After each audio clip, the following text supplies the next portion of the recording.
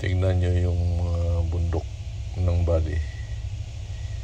Ang scenery niya, napakaganda. Ayan o.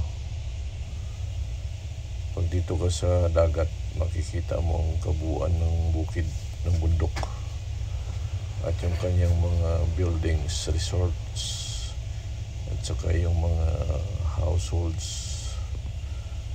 Yan, sa tabing dagat lahat kasi nga mountainous na siya eh. Kumpara doon sa aming lugar, parang ganyan din. Pwede pala magtayo ng bahay doon sa bukid, bundok. Yan, napakalaking yun o, hotel yata yan. Hindi ko alam. Yan, meron din siyang bitak. Kaya itong pinupuntahan ng mga tourist talaga dahil maganda siya.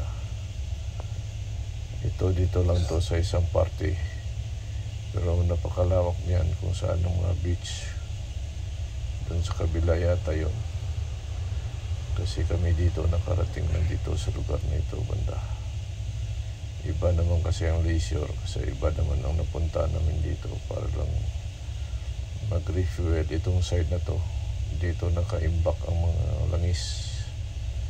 Pero kung makita mo yan, napakataas ng bundok. Walang nakatira doon. Mura lang daw yan ang per square meter dyan.